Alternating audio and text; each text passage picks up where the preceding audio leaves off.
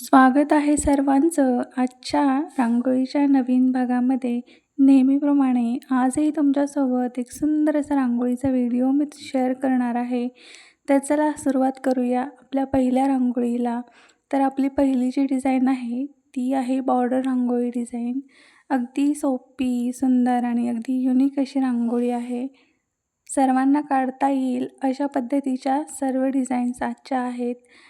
जेणेकरून तुम्ही फक्त त्या डिझाईन्स पाहू नये, पाहून त्या तुम्ही काढायचा पण प्रयत्न करावा, अ, असं मला तर वाटतं. म्हणून मी अगदी बेसिकमधल्या बेसिक डिझाईन्स तुम्हाला दाखवत असते, अ, जेणेकरून तुम्ही त्या काढल्या पाहिजेत म्हणूनच. तर बघा आपली पहिली डिझाईन अगदी छोटीशी आणि सिंपल रेडी आहे. आपली नेक्स्ट डिझाईन आहे ती पण खूप सुंदर अशी डिझाईन आहे. दरवाजासमोर काढण्यासाठी तर एकदम बेस्ट आहे. बघा अशा पद्धतीने आपल्याला 4 भागांमध्ये 4 पाकळ्या काढून घ्यायच्या आहेत आणि मध्ये आपल्याला अशा लाईन्स ड्रॉ करून घ्यायच्या आहेत आणि या लाईन्सवरती आपल्याला ना डॉट्स द्यायचे आहेत.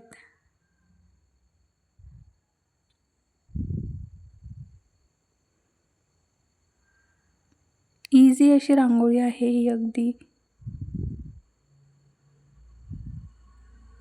डेली यूजसाठी आपण अशा पद्धतीच्या रांगोळ्या यूज करायला पाहिजे, म्हणजे आपला टाईम पण वाचतो आणि आपल्याला रांगोळी पण काढून होते. ज्यांच्याकडे वेळ नसतो त्यांनी नक्कीच या अशा पद्धतीच्या रांगोळ्या ट्राय करा आणि दिसतानाही त्या फार छान दिसतात.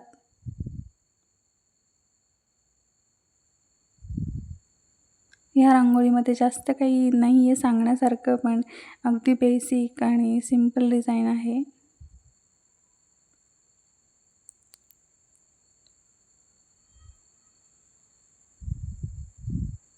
तर तुम्ही पाहू शकता किती सुंदर डिझाईन रेडी झाली आहे आपली आणि जास्त एफर्ट्स घेण्याची पण गरज नाही आहे.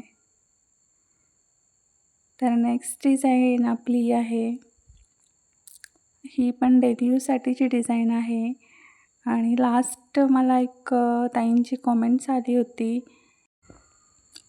त्यांच्या म्हणण्यानुसार असं होतं की मी स्टेन्सिल्स यूज करून स्वस्तिकची जी डिझाईन होती ती माझ्याकडून उलटी झाली होती आणि ते काही चांगलं नसतं. तर माझं एवढंच बोलणं आहे की मी कुठल्याही गोष्टी इंटेन्शनली केलेल्या नाही आहेत. कधी-कधी घाईगडबडीत आपण डिझाईन्स काढत असतो तेव्हा लक्षात येत नाही. तर माझ्याकडूनही असंच झालेलं असेल आणि इंटेन्शनली करण्याची तर काही गरजच नाही आहे. आपल्याला सगळ्यांनाच माहिती स्वस्तिकचा आकार कसा असतो आणि आपल्याला कुठे, कधी आणि कशासाठी काढायचा असतो तो. सो त्यात जी काही माझ्याकडून चूक झाली आहे आणि ती तुम्ही मला दाखवून दिली त्याबद्दल खरंच धन्यवाद. अशाच चुका पण तुम्ही मला दाखवून देत जा, जेणेकरून मला पण रिअलाईज व्हायला पाहिजे की मी कुठे चुकते आहे. आणि असंही नाही आहे की सगळे लोकं परफेक्टच असतात आणि सगळ्यांनी परफेक्ट असायलाच पाहिजे. चुका पण होतात आणि त्या चुकांमधून आपल्याला शिकायला पण भेटायला पाहिजे. So thank you. अशाच चुका पण सांगत राहा आणि तुम्हाला रांगोळ्या आवडल्या तर ते पण मला सांगत राहा. तर बघा इतकी सिंपल अशी डिझाईन होती ही आणि आपली रेडी पण झालेली आहे. नेक्स्ट डिझाईन आपली अशी आहे, 3 ते 3 ठिपक्यांमध्ये आपल्याला ही काढायची आहे आणि सिंपल आणि इझी अशी डिझाईन आहे. तुम्हाला आजच्या सर्व डिझाईन्स नक्कीच आवडतील, कारण आजच्या डिझाईन तितक्या अट्रॅक्टिव्ह पण आहेत आणि जरी त्या डिझाईन्स पाहिलं ना तरी पण खूप छान असं एकदम फ्रेश असं वाटतं. तुम्हीही रोज रांगोळ्या काढत असाल ना तर नक्की आपल्या चॅनलच्या रांगोळ्या ट्राय करा. मला माहिती आहे तुम्ही ट्राय करतात, पण जे लोकं नवीन आहेत त्यांनी प्लीज ट्राय करण्याचा प्रयत्न तरी करा ॲटलिस्ट. मोठ्या-मोठ्या नका डिझाईन्स ट्राय करू, पण छोट्या-छोट्या डिझाईन्स कोणीही ट्राय करू शकतं.